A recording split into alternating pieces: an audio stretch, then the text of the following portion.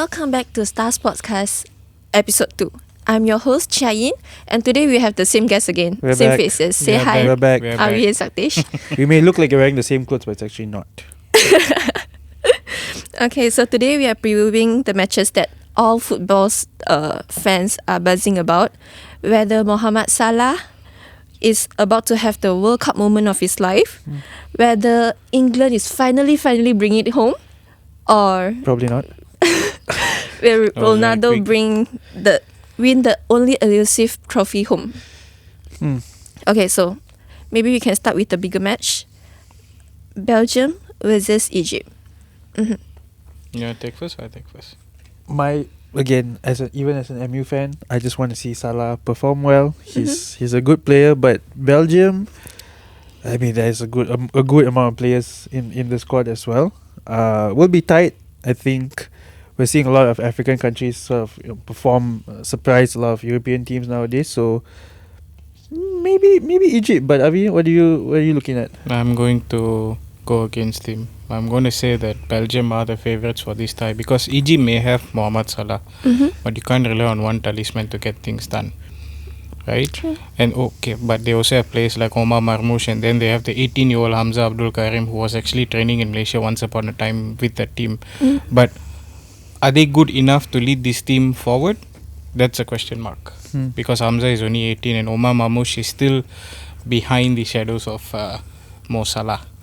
That's Egypt. But Belgium, a lot of people are saying that this golden generation is no more. I mean, they're old, they're aging and all that. But I've watched some of their friendly matches.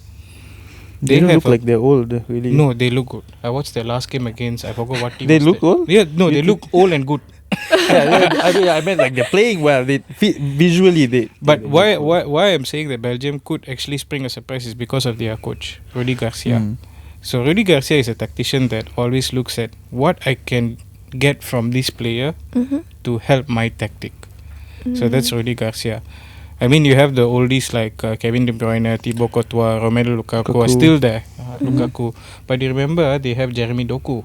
That's true. And then they have Charles De Ketelare. And then they have this young midfielder who looks so small but he's so nippy, Diego Moreira. He's really good.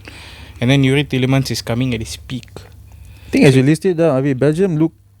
Like now a you want to very come to my quiet- side, Pula. No, for this match, I'm still fine with going for, rooting for Egypt, just do it for the underdogs. But in the grand scheme of things, Belgium look quite deadly actually, now that you're And listing down though players. some may question Belgium's defense, but they have a solid goalkeeper at the back. Even if he is injured, Thibaut Courtois, they have Sammy Lemons. Lemons, yeah. He's good as well. He had a really good season with Manchester United. So Belgium will go in without any form of expectations, and that could be their blessing.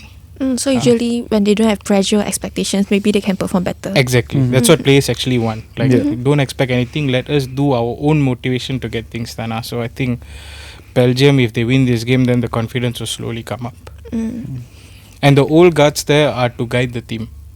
Yeah, that's my take. Yeah, they're not there as the key players. So they all age like fine wine, I guess. Age like fine wine, able to give good advices like a good bourbon whiskey lah. Not all wine tastes good, so. Okay, so what about former champions France versus Senegal match? France are just looking. I looked at the lineup. You can't find a name that you don't recognize. From Mbappe to Dembele to Kante, the list goes on and on and on, and they just look strong. We watched Qatar World Cup. We saw what France can do. We saw what France can do to a team like Argentina also. But yeah, Senegal at the same time, I feel like you cannot just brush them off. They have very strong players. They have two Sars in there, I think. 2 Ndiantes in 3 or in there. The Strong Indians and players. all that. Yeah. Remember 2002 World Cup? Oh, I barely can actually. France versus Senegal. I was 6. Oh no. I was 12. I watched the game with my dad and we were like, France is going to win, France is very good. Suddenly Papa Boubadia scored. I was like, wow. I was 3. Oh my god, you guys are so young. I'm feeling old right now. But yeah, that game was like a stunner. Nobody expected Senegal to win because they qualified for the first time, and at that point of time they had players that were not really world stars. After that tournament, he had players like El Hadj Diouf, Papa Boubadia, who became like top players in the Premier League and so on. with that in mind, I think France would be thinking about that game when they face Senegal. And this time, this Senegal team is complete. Complete in the sense that they have balance in every single department. They have Mbaye, so Yeah, I mean, their keeper is Edouard Mendy, who has won the AFC Champions League twice, who made super saves in the tournament for who was he playing for Al Ahly. And then in defense, they have Kalidou Koulibaly. He's, for me, on his day, one of the best defenders. You can't get past him. He's that good. But he has his days. That's Kalidou Koulibaly. But in that Senegal side, he's the leader lah, so to speak. And then midfield, oh my god, they're mobile. Imagine a 36-year-old guy is manning the midfield. Idrissa Gueye, Everton's midfielder. He is so good. And then you have players like Malang Sarr, and then you have Sadio Mane there, you know. And then do you see Mane's like the figure to sort of still leading figure in the he's team? the leading figure. I wouldn't expect lots of goals from him, but he's going to say, hey, do this, do that, because he's got a lot of talented players around him. One fella that I'm looking forward to watch is Iliman Ndiaye. Well, If he performs well in this World Cup, I believe he'll get a this big is one of the 3 NDIAs in the team. Who's the other two?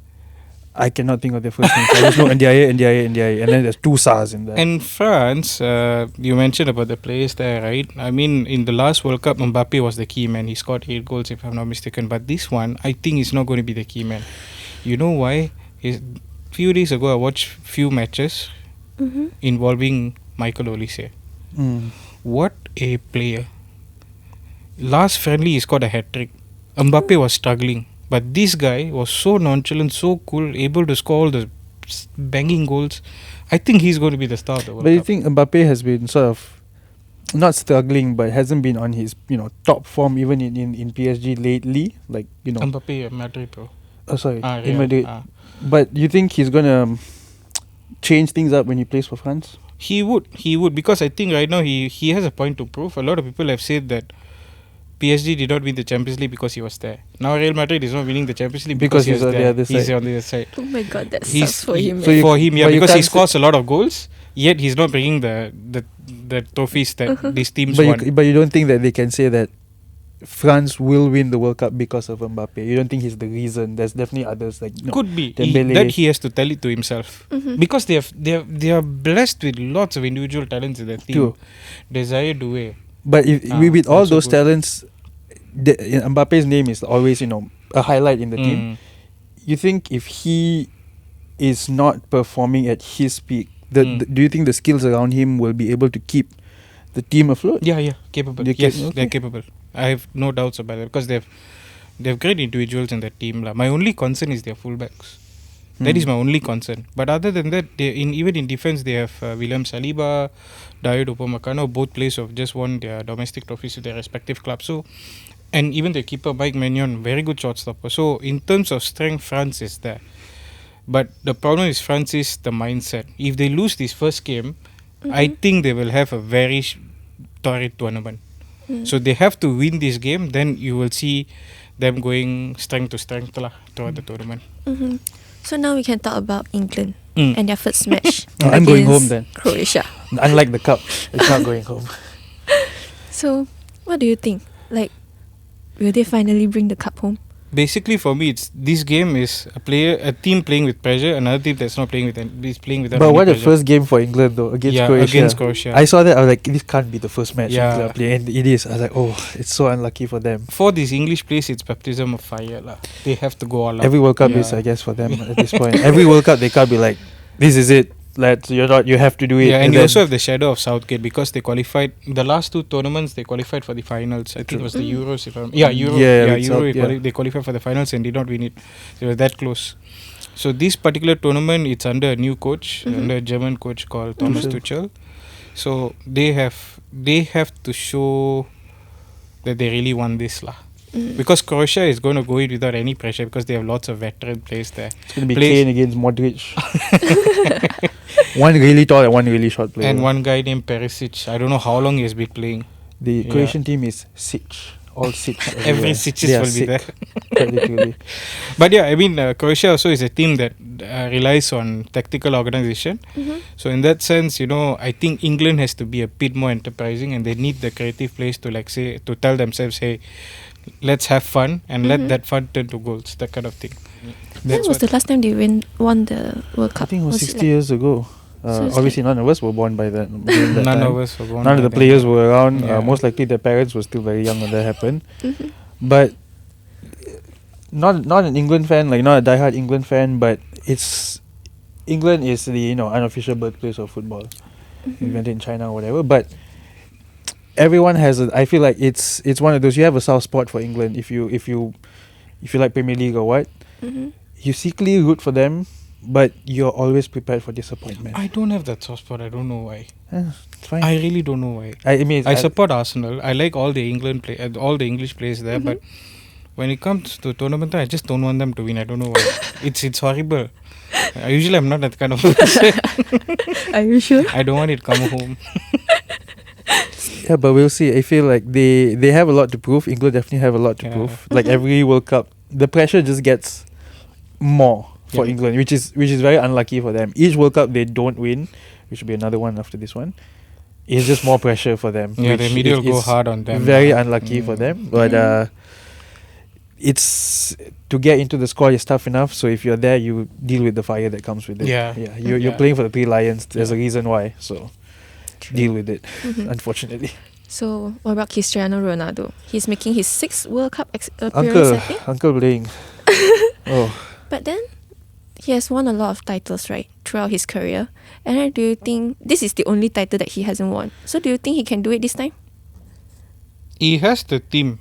Mhm. That I have to say, because they have got very good midfielders like Vitinha, Jornefs, Bruno Fernandes, Mhm. and then they have wingers who are really good. If I'm not mistaken, his name is Sergio Conceição, the small yeah. player who plays on the right. And then they also have players like Pedro Neto, and then their fullbacks are also good. They got Nuno Joao Mendes, Felix Joao and all those Cancelo. players. Yeah, Joao Felix is there, Bernardo Silva. So they have players that are capable of winning tournaments, no doubts about that. But it's always that Ronaldo shadow. Do you think this is their best chance to win it? Because everyone said that for Argentina the last World Cup, like this is the best chance for them to get it, and they did. Do you think with the squad and taking into consideration Ronaldo's age and performances, I mean, For me, he's still performing simple. well. Roberto Martinez needs to tell himself the team comes first, Mm. not the persona that has always been the talking point for Portugal. Mm. I'm not saying, for me, simple. I know Ronaldo is always driven. He wants to be the greatest of all time. And you have a lot of debates lah. Like if you win the World Cup and your domestic South American tournament or European tournament, you are considered the GOAT. Mm-hmm. So that's why for me, in my opinion, Messi is the greatest of all time. Not just because of his trophies and all that, but he is one of the best talents I've watched in my life. I've not watched Have Maradona. officially made his stance clear. It's Yeah. Ronaldo, Messi. It's like Ronaldo, yes, but Messi. Messi is Messi the is always greatest. better. Always better. But I do know for a fact that a lot of Ronaldo fans want him to win the World Cup so that they can say that he's the greatest of all time. Because the amount of goals he scored, the way he's performed in the Champions Leagues, and then how when he first came to United, how he was Yeah. amazing player. And then when he came back, Yeah, how it was. I I think mean, it's like it's a fairy tale. You just Yeah. want it to come full Correct. circle. And I feel like I love both players, Ronaldo and Messi. There's no debate. Sometimes it's hard to debate, but I feel if you are a Messi fan, and this goes for like any sports, I feel if you are a Messi fan and you are not particularly fan of Ronaldo, don't shy away. Keep watching it. Watch him play, because if you don't, you're literally letting history happen in front of you. But You get to witness history Correct. happen. Mhm. A machine playing his 6th World Cup. Mhm. I mean, I wish I could see it with my own eyes, but to be able to the just GOAT watch also it, playing in his 6th World Cup. yeah, two of them playing, just to say that I was alive doing that, it's good enough for me. But I mean, if Ronaldo, for me, I've enjoyed his games. Like for example, when Spain and Portugal played the 3-3 draw, remember his individual performance? He Yeah. scored the free kick and all that. I enjoyed that. Mhm. That is the Ronaldo that I know. But now I think the narrative should not just be on him, should be on the team. And I think a lot of the players would be telling themselves, let's play for Jota, the player who passed away in True. an accident last year. So I think that would be the Do you see focus their point. tribute for him in the World Cup Yeah, squad? beautiful. So they listed Yeah. out all the World Cup team, and then they had his name in like semi-translucent, Oh my but they God. like left his name down there, which was quite cute. Correct. Sad. But yeah. That's Portugal's first game is against Congo. Congo, I Mhm. believe, is going to be super defensive. That's my take. Mhm. Yeah. And they have players who are known for that. And two players are playing in the Premier League. One of them, Aaron Wan-Bissaka, was Ronaldo's teammate. True. So for sure they would be playing a very defensive game. How they can unlock that, that's going to be Portugal's problem lah.